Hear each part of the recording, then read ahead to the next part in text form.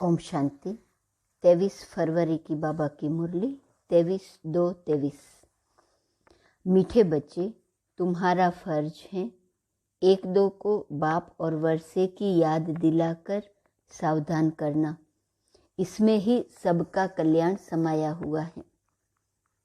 याद करना, दूसरों को याद दिलाना, इसमें ही कल्याण समाया हुआ है। प्रश्न, तुम बच्चे किस एक गुह्य राज को समझते हो जो कोई साइंसदान भी नहीं समझ सकते?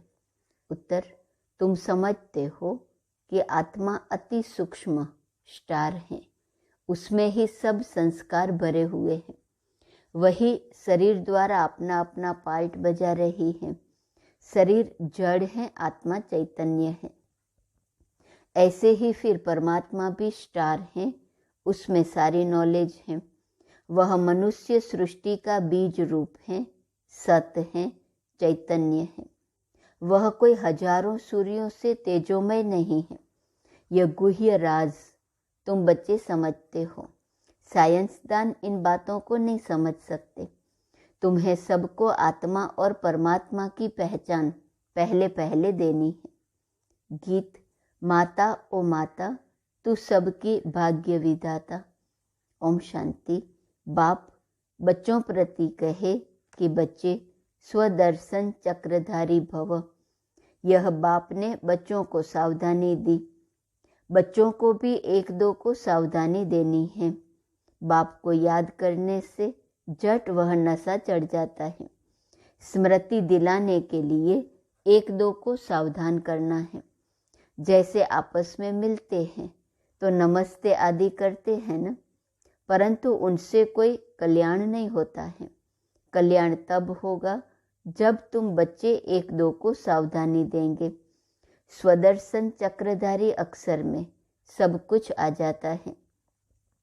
बाप का परिचय, मर्तबे का परिचय, चक्र का भी परिचय आ गया। तो एक दो को सावधानी देना पहला फर्ज है। याद कराने से खबरदार हो जाएंगे।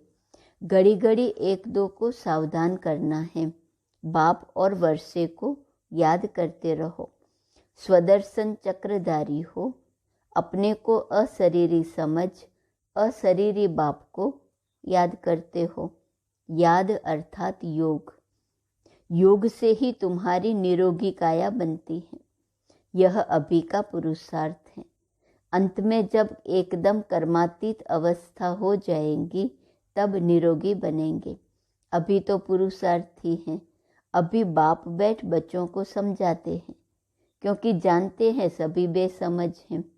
जब देवताओं आदि की पूजा करते हैं, उन्हों के ऑक्यूपेशन का कोई को पता नहीं है, तो तुमको समझाना है। हम सबकी बायोग्राफी बता सकते हैं। पहले तो मुख्य परमपिता परमात्मा को जानना है। उसमें भी बहुत मनुष्य मूंझते हैं, कहते हैं परमात्मा का कोई नाम रूप नहीं है। तो पहली मुख्य बात है आत्मा परमात्मा का भेद और ज्ञान बताना। यह तो जानते हैं सब आत्मा है। पुण्य आत्मा पाप आत्मा कहा जाता है। पाप परमात्मा नहीं कहेंगे। पतित दुनिया है न, परमात्मा तो पतित नहीं होता।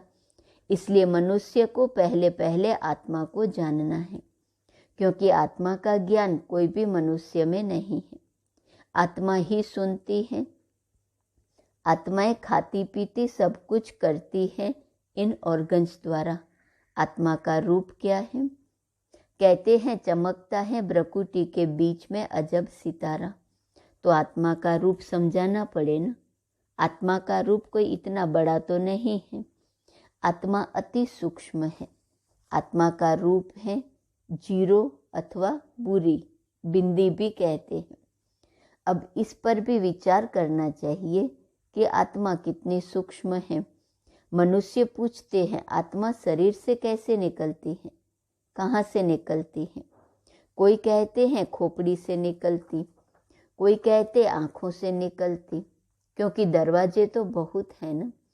परंतु आत्मा है क्या चीज़, यह जानना बड़ा वंडरफुल है। तो पूछते हैं आत्मा निकलती कैसे है। यह नहीं कहते आत्मा आती कैसे है, परंतु पहले तो मालूम होना चाहिए कि आत्मा क्या चीज है। कितनी छोटी सी आत्मा में 84 जन्मों का पार्ट भरा हुआ है। यह बातें मोस्ट वैल्यूएबल है। आत्मा है तो बरोबर स्टार माफिक, उसको बड़ा नहीं कहेंगे। एरोप्लेन ऊपर जाने से बहुत छोटा दिखाई पड़ता है, परंतु आत्मा बड़ी नहीं होती, उनका तो एक ही रूप है। तो पहले पहले आत्मा को जानना चाहिए, मैं आत्मा कैसे इस शरीर में प्रवेश करता हूँ। बल कोई कोई को साक्षात्कार होता है, जैसे स्टार है। उस छोटी सी आत्मा में सब नॉलेज भरी हुई है। आत्मा है एक ही, यह बड़ा वंडर है। परमात्मा के रूप का भी किसको पता नहीं है। वास्तव में जैसी आत्मा है वैसे ही परमपिता परमात्मा है, वह भी बाप है। बल यहाँ बाप और बच्चा छोटा बड़ा होता है, परंतु आत्मा छोटी बड़ी नहीं हो सकती। आत्मा और परमात्मा के रूप में कोई भेद नहीं है, बाकी दोनों के पार्ट में, संस्कारों में भेद है। बाप समझाते हैं, मेरे में क्या संस्कार हैं, तुम आत्माओं में क्या संस्कार हैं। मनुष्य आत्मा और परमात्मा के रूप को न जानने कारण आत्मा परमात्मा एक कह देते हैं। बड़ा घोटाला कर दिया है। जानना बहुत जरूरी है। परमात्मा भी है, ब्रह्मा विष्णु शंकर भी है, इन सब में आत्मा है। जगदम्बा सरस्वती को गॉडेज ऑफ नॉलेज कहते हैं, तो जरूर सरस्वती की आत्मा में नॉलेज होंगी, परंतु उनमें कौन सी नॉलेज है यह कोई को पता नहीं है। सिर्फ कह देते हैं गॉडेज ऑफ नॉलेज। अखबारों में आर्टिकल्स आदि पढ़ते हैं तो उस पर समझाना चाहिए। तुम कहते हो सरस्वती गॉडेज ऑफ नॉलेज, परंतु उसने कौन सी नॉलेज दी, कब दी। उनको जरूर गॉड से नॉलेज मिली होंगी ना। गॉड का रूप क्या है। गॉडेज ऑफ नॉलेज यह नाम कैसे पड़ा। नॉलेजफुल तो गॉड है, उसने सरस्वती को नॉलेजफुल कैसे बनाया। एक ही बात पर किसको संगम पर खड़ा कर देना चाहिए। बाबा कहते हैं हम समझाते हैं, बाकी लिखने के लिए तो संजय अर्थात जगदीश भाई निमित्त रहे हैं। यह है नंबर 1 मुख्य एक्टर। यह तो बाबा के साथ राइट हैंड होना चाहिए। यह ड्रामा की भावी ऐसी हैं जो इनको दिल्ली में भी रहना होता है। कल्प पहले वाला पार्ट है। अर्जुन का नाम मुख्य गाया हुआ है। अब तुम बच्चे हर बात का अर्थ समझते हो। पहले पहले तो आत्मा और परमात्मा को समझना है। बाप ने बच्चों को समझाया है आत्मा स्टार है, उसमें सारी नॉलेज कैसे भरी हुई है यह कोई साइंसदान भी समझ नहीं सकेंगे। आत्मा में ही सब संस्कार रहते हैं। अब आत्मा तो स्टार है। अच्छा, परमात्मा का रूप क्या है। वह भी परम आत्मा ही है, फर्क नहीं है। यह जो महिमा गाते हैं वह हजारों सूर्यों से तीखा है, ऐसा नहीं है। बाप कहते हैं सिर्फ तुम्हारी आत्मा में नॉलेज नहीं है, मैं परमात्मा नॉलेजफुल हूँ, बस यह फर्क है। बाकी रूप तो दोनों का बिंदी है। माया ने तुम्हारी आत्मा को पतित बना दिया है, बाकी कोई दीवा नहीं है बुझा हुआ। सिर्फ आत्मा से नॉलेज निकल गई है बाप और रचना की। सो अब तुमको नॉलेज मिल रही है। बाबा में नॉलेज है, वह भी आत्मा है, कोई बड़ी नहीं है। उनको भी नॉलेजफुल, सरस्वती को भी नॉलेजफुल कहा जाता है। अब उनको नॉलेज कब मिली। सरस्वती किसकी बच्ची हैं यह कोई जानते नहीं है, तो दिल में आना चाहिए उन्हों को कैसे समझावे। बाप परमात्मा कौन है वह भी समझाना है कि वह स्टार है, उसमें सारी नॉलेज है।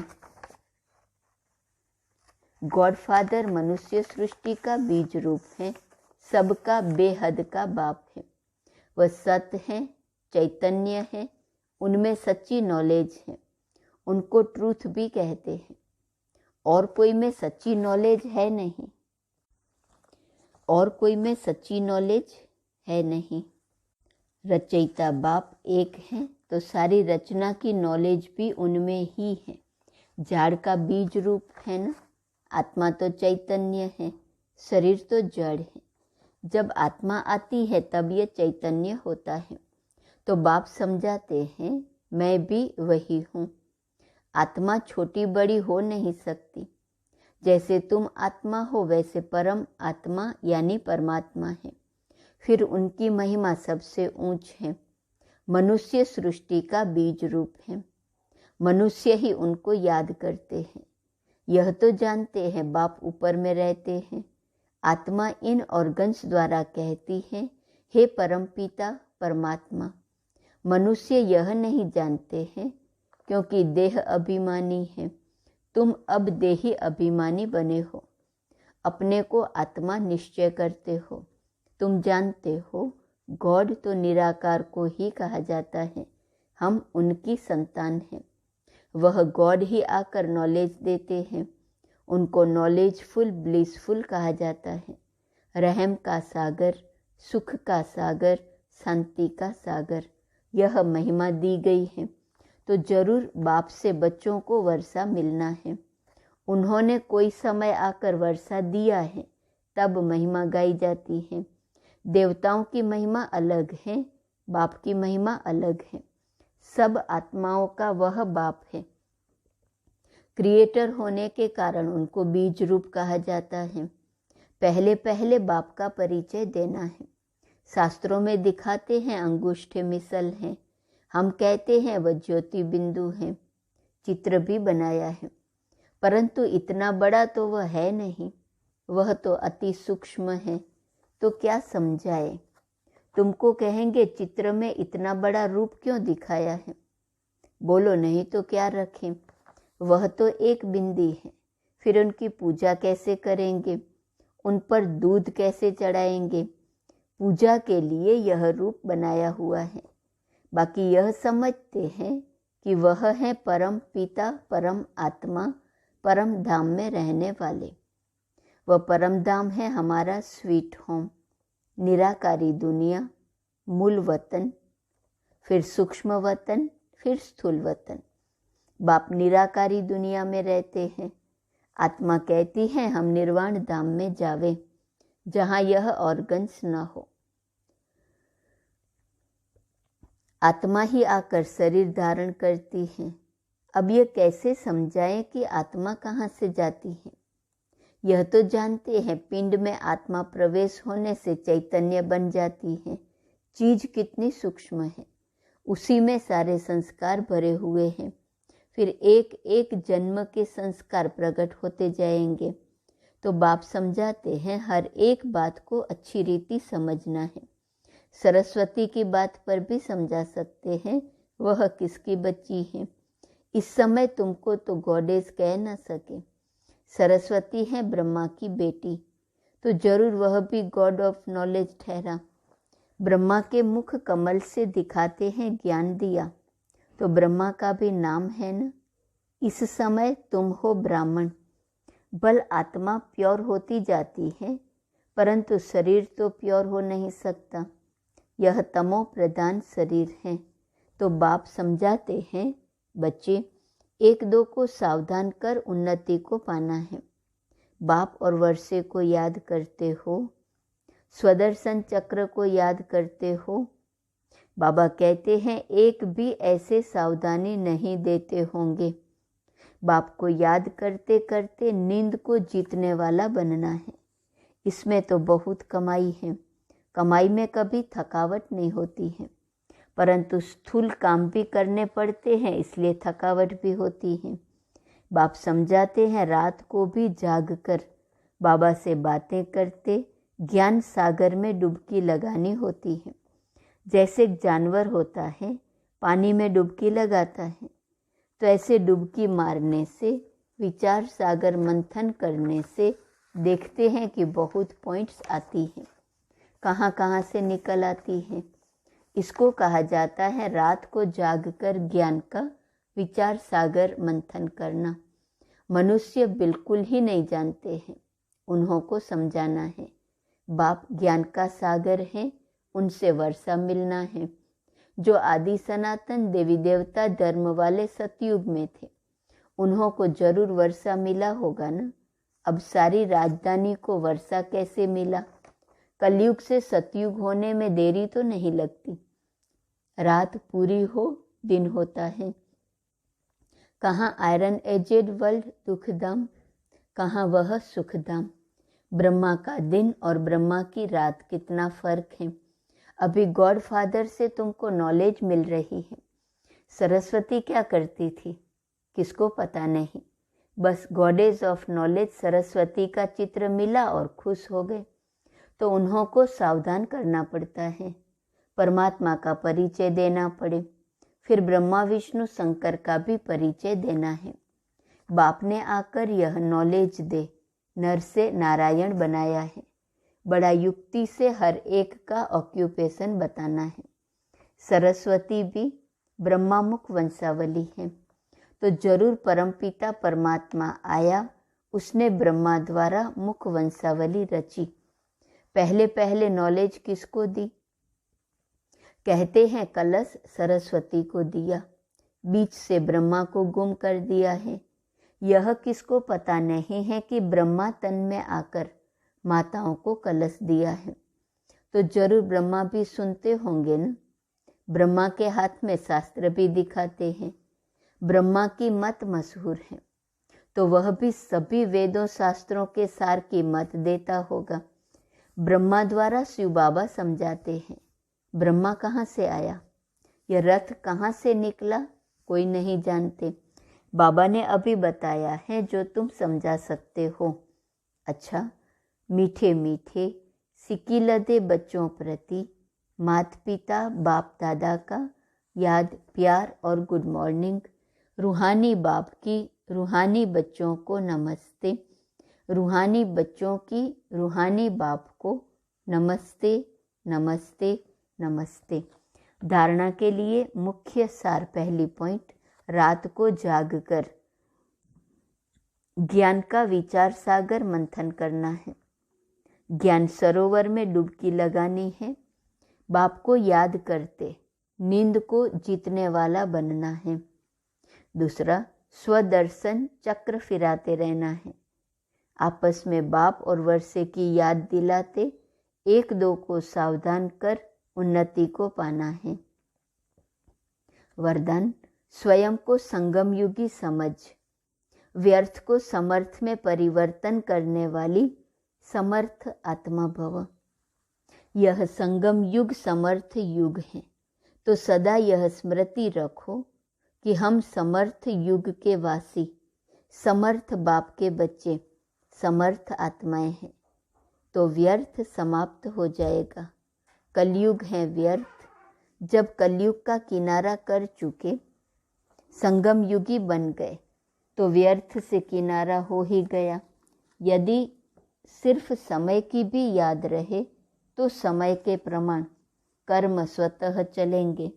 आधा कल्प व्यर्थ सोचा, व्यर्थ किया, लेकिन अब जैसा समय जैसा बाप वैसे बच्चे। स्लोगन, जो सदा ईश्वरीय विधान पर चलते हैं वही ब्रह्मा बाप समान मास्टर विधाता बनते हैं। आज का स्वमान है, मैं last so fast so first हूँ। अव्यक्त इशारे की पॉइंट 23 फरवरी प्रत्यक्षता करने के लिए अब लास्ट व लास्ट सो फास्ट पुरुषार्थ है प्रतिज्ञा।